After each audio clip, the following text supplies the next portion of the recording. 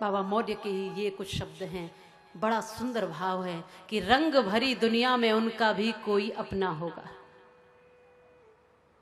ऐसा नहीं था कि वो अनाथ थे, उनका भी घर था, परिवार था, किसी के बच्चे थे, किसी का नया नया विवाह हुआ था, किसी की सगाई हो गई थी, लेकिन उनके हृदय में तो क्रांति की आग जल रही थी।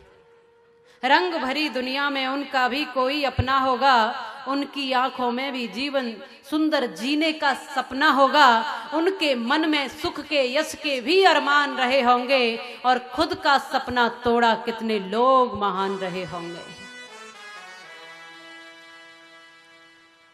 उनके यौवन के आगे भी यौवन की अंगड़ाई थी, पर ये अंगड़ाई वीरों की राहें रोक न पाई थी। अरे विस्मिल को भी घूरा होगा मस्त नशीली आंखों ने, ऊधम सिंह को दिया निमंत्रण होगा स्वर्णिम पांखों ने, आजादी की ज्वाला में जिसने खुद को सौंपा होगा, बूढ़ी माँ की ममता ने उसको निश्चित रोका होगा। गदराते घूंघट को छोड़ा और मदमाते पनघट को, उन वीरों ने तो आबाद किया है केवल मरघट को।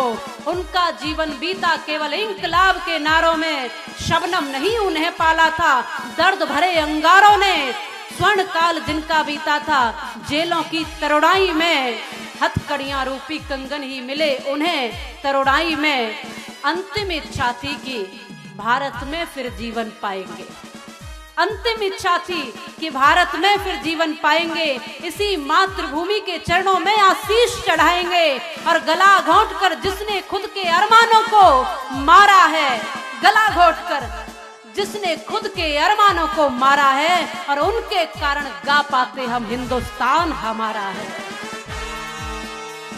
उनके कारण गा पाते हम हिंदुस्तान हमारा है, उन्हीं के कारण गा पाते हम हिंदुस्तान हमारा है। जो आज भारत गाथा की कथा हम सुन रहे हैं या कह पा रहे हैं, ये तमाम लोगों के खून की एक एक बूंद का कर्ज हमारे ऊपर है। राम प्रसाद बिस्मिल का नाम आप सबने सुना।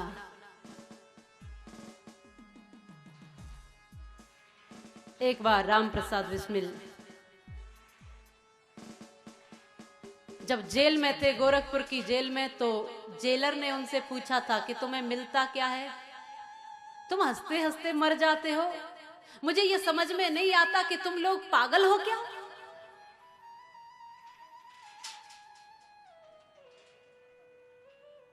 तो मानो कुछ ऐसे यही उनका भाव रहा होगा कि इन दिमागों में भरे खुशियों के लच्छे हैं, और हमें तो पागल ही रहने दो, हम तो पागल ही अच्छे। क्योंकि बिना पागलपन के बिना कोई भी उद्देश्य पूरा नहीं होता, पागल होना ही पड़ता है।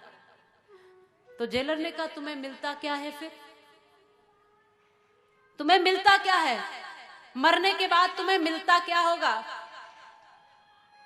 तब तुरंत राम प्रसाद बिस्मिल ने कहा कि ए जेलर, देख मेरा हर शेर तेरे हर जवाब से अच्छा होगा। वो बड़े शेरो शायरी करते थे।